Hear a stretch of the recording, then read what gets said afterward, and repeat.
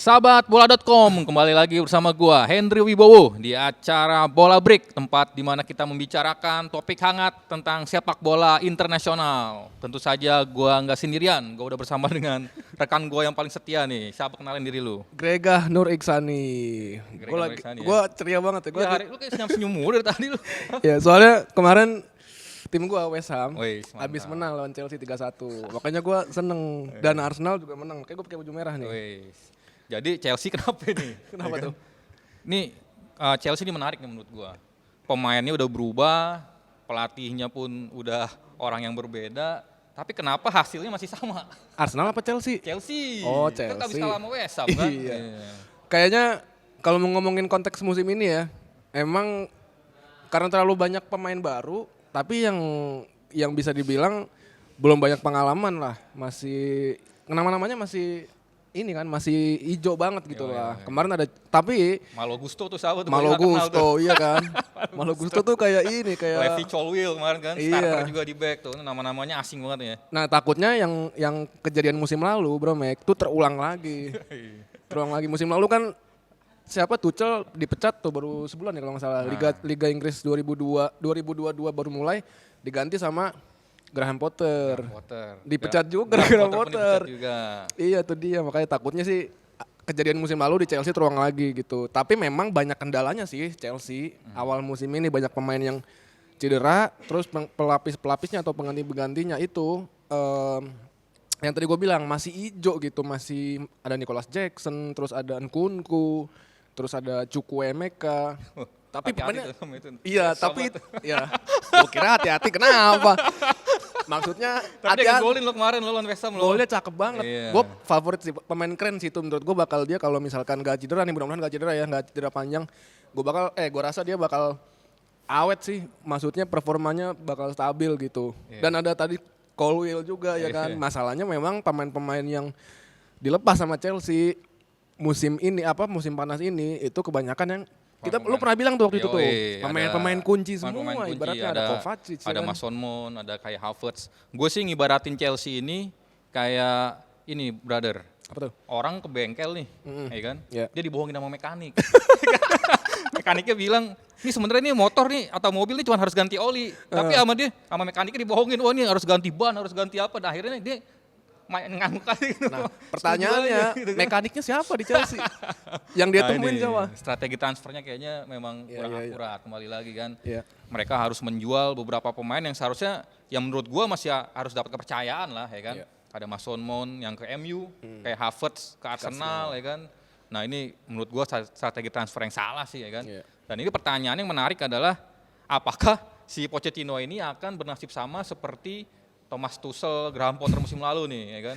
Jangan-jangan dia jadi pelatih yang paling cepat dipecat nih musim ini. Iya, betul banget. Ngeri banget ya, maksudnya awal-awal musim, maksudnya musim kemarin pun sama gitu, awal musim ini. Thomas Tuchel udah dipecat ya di bulan September ya. Udah Tuh, dipecat. kan.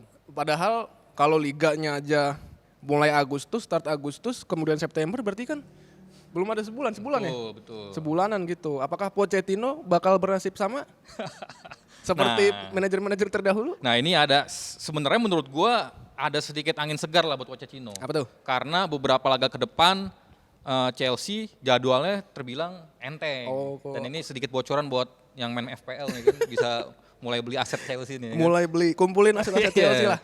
Nah di pekan ketiga mereka hanya melawan Luton, tim promosi ya kan. Dan berikutnya juga hanya melawan Nottingham Forest dan ada Bournemouth juga.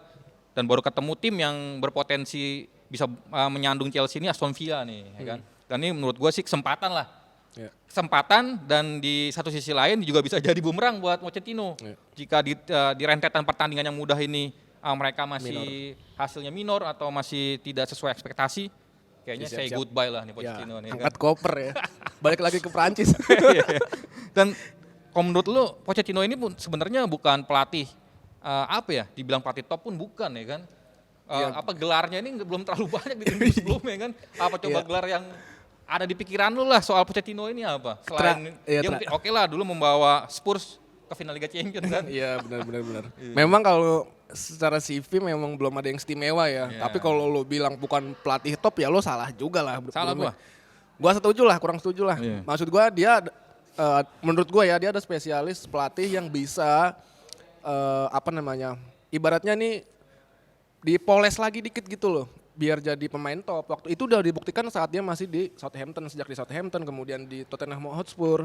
Nah, cuman belum siap kali ya untuk melatih tim seperti Chelsea, apalagi Chelsea gitu kan. Mungkin kalau yang level-levelnya masih satu level di bawahnya, mungkin dia cocok untuk melatih Aston Villa, untuk melatih West Ham gitu. One day, who knows gitu. Tapi untuk melatih Chelsea kayaknya enggak dulu deh.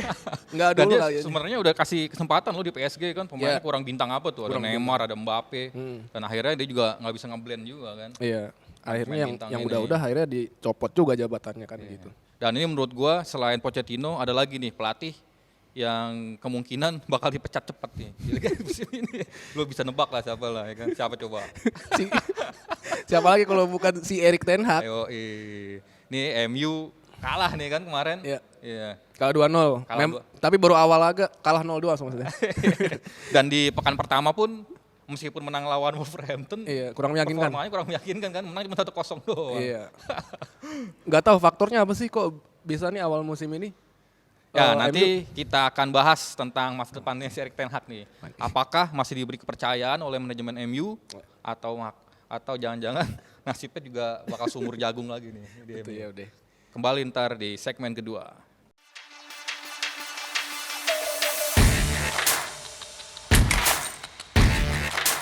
Kembali lagi sobatbola.com di segmen kedua. Nah, sebelumnya kita ada yang beda nih, ada gelas nih di depan, brother. Oh Ya iya kan? bener, ada Jadi isinya kalau itu. buat sponsor yang mau nempel di sini boleh banget nih ya kan. Yo, Gelas ini kan. bisa. Foto aja ntar di episode berikutnya udah ada ntar nih sponsor sini kan. Lumayan buat beli token listrik. Ya udah, kita sekarang kita belum selesai nih. Yang mana tuh? Tuntas sih ngomongin Erik ten Hag, brother, ya kan. Pertandingan lawan terakhir kemarin di pekan kedua, MU kalah lawan Spurs, lagi. kalah 0-2. Ini seperti apa ya? Ya mengulang musim lalu lah, maksudnya saat dianggap MU bakal naik posisinya, ternyata drop lagi. Begitu aja nih kayak yoyo nih MU nih kan. Kayaknya gitu sih. Yang udah-udah kan gue nggak tahu, mungkin terkoreksi ya.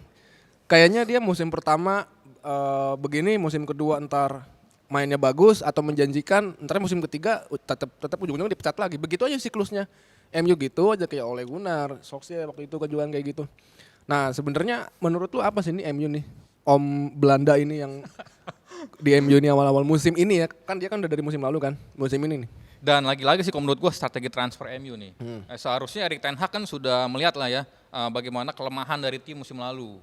Seharusnya sudah adalah dia ini mengantongi lah kelemahan apa yang ada di timnya ini kan. Dan musim ini sebenarnya menurutku sudah tepat mereka mengincar Harry Kane, tapi sayangnya gagal didapatkan. Akhirnya dapatnya anak muda Rasmus Højlund, masih usia 20 tahun, bayarnya mahal, cedera pula.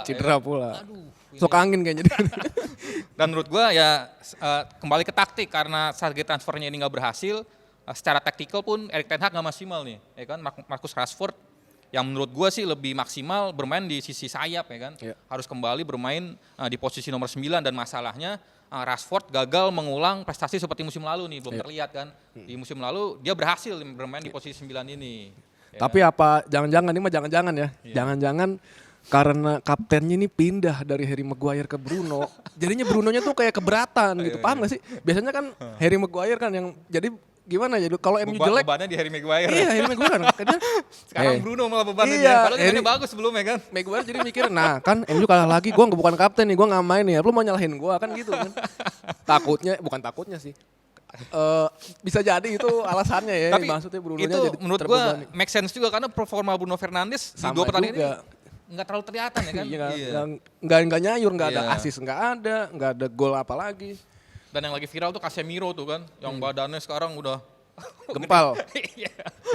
Dan udah nggak performanya bisa dibilang jauh menurun dibandingkan dengan musim lalu ya, di mana dia menjadi roh permainan banget di lini tengahnya MU, dan di 2 pertandingan awal ini sosok Casemiro belum terlihat banget ya kan. Ya, apalagi banyak juga yang gua perhatiin ya, banyak influencer MU tuh yang justru lebih seneng sama Christian Eriksen daripada siapa Mason Mount gitu. Harusnya sih dia aja nih yang main. Gua atau mungkin fans MU di sana yang ini punya pendapat lain ya, mungkin masing-masing punya pendapat lah. Cuman kalau gua sih optimistis, mumpung ini masih kurang lebih seminggu lagi ya.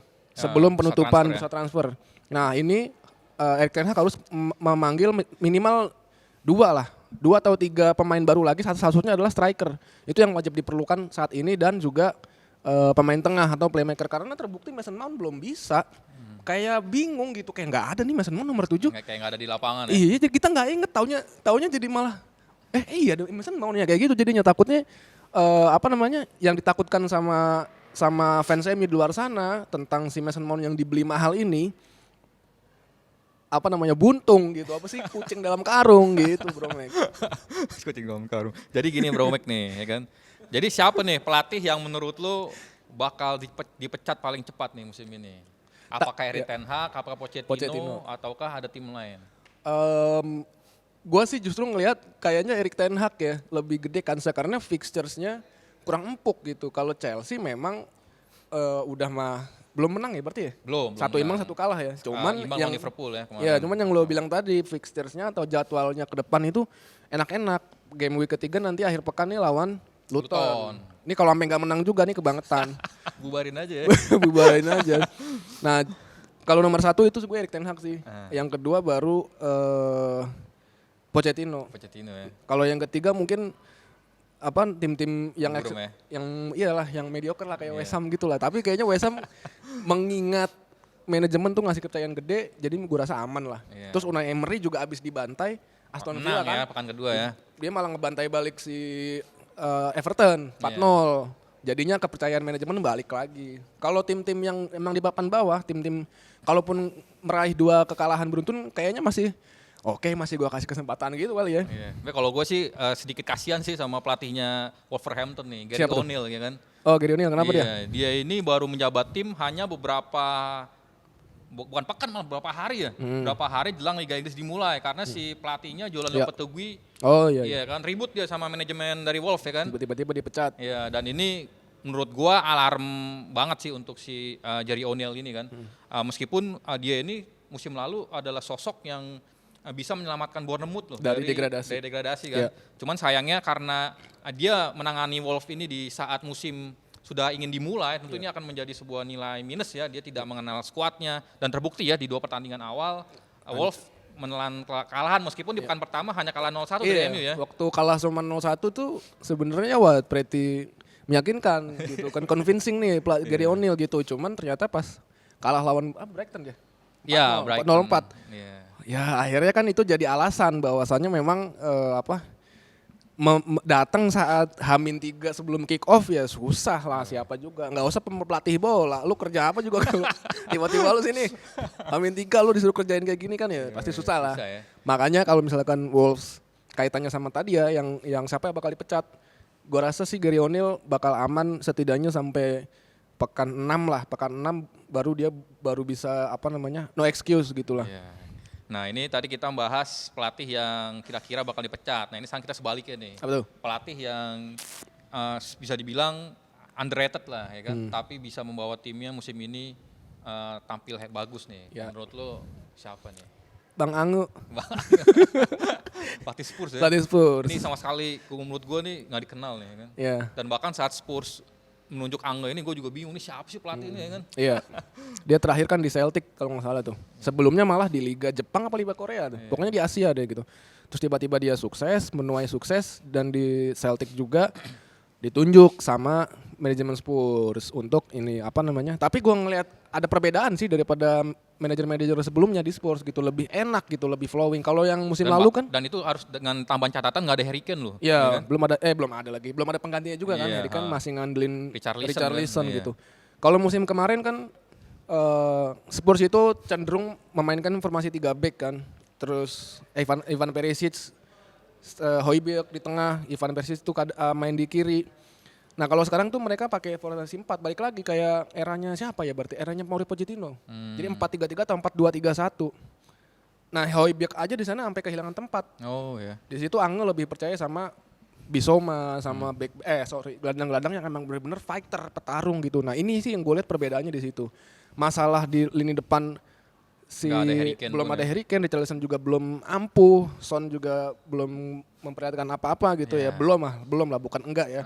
Tapi gue rasa dia bakal unik sih nih, bakal menunjukkan sesuatu yang ngasih sesuatu yang menarik lah.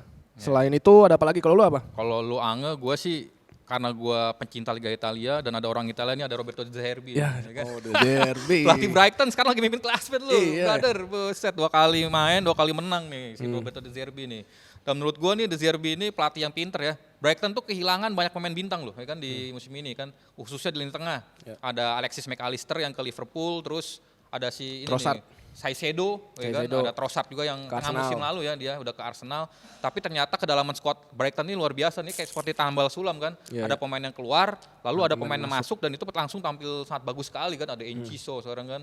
Terus ada pemain Asia nih, Iya. ya kan, ada Mitoma. Gitu, Mak. Terus ada Estupinan nih yang lagi. Wah, Estupinan ini itu gacor lah. Gacor nih kan, langganan tim-tim FPL nih kan. Pasti Strike, ada tuh Estupinan tuh. Strikernya Joe Pedro, Iya. Ferguson, Welbeck. Iya. Jadi maksudnya materi-materi pemainnya tuh Biasa aja biasa ya. aja, coba dia karena hebat gitu. Betul. Bahkan gue denger rumornya, jadi ini mah nggak tahu ya bener apa enggak ya. Jersey keduanya Brighton itu atau ketiga deh, itu mirip kayak Sassuolo, ada hijau hitamnya. Iya, iya. Walaupun sebenarnya memang jersey mereka alternatifnya memang ada warna unsur-unsur warnanya gitu. Cuman banyak yang komentar gue, siapa namanya De Zerbi ini, Roberto De Zerbi. dia ngasih sukses yang lumayan buat Brighton. Ke Eropa nggak sih dia ke Eropa ya? Iya di Liga Eropa. Liga dia. Eropa ya? Nah. Permintaan De Zerbi adalah itu seperti itu, buatin jersey warna hijau biar kayak Sassuolo kan, karena sebelumnya dia main di Sassuolo kan. Betul, dan dia di De Zerbi pun di Sassuolo bisa menyulap Sassuolo Betul. menjadi tim yang sering menakutkan untuk tim-tim papan atas kan. Menjadi lebih dikenal gitu lah di Iya, Liga Italia. Iya. Terus apa Oke, lagi? Ada sahabatbola.com nih kayaknya obrolan kita udah selesai nih brother. Udah Ya selesai nih, cepet amat nih, aduh. Kita harus simpan lagi nih obrolan kita untuk edisi berikutnya ya Ya, kan. oke. Sahabatbola.com, sampai bertemu lagi di edisi Bola Break berikutnya. Saya Hendry Wibowo. Saya Greg Nurisani, jangan lupa nonton Liga Inggris hanya di video ya. Oke, baca beritanya di bola.com. Sampai jumpa.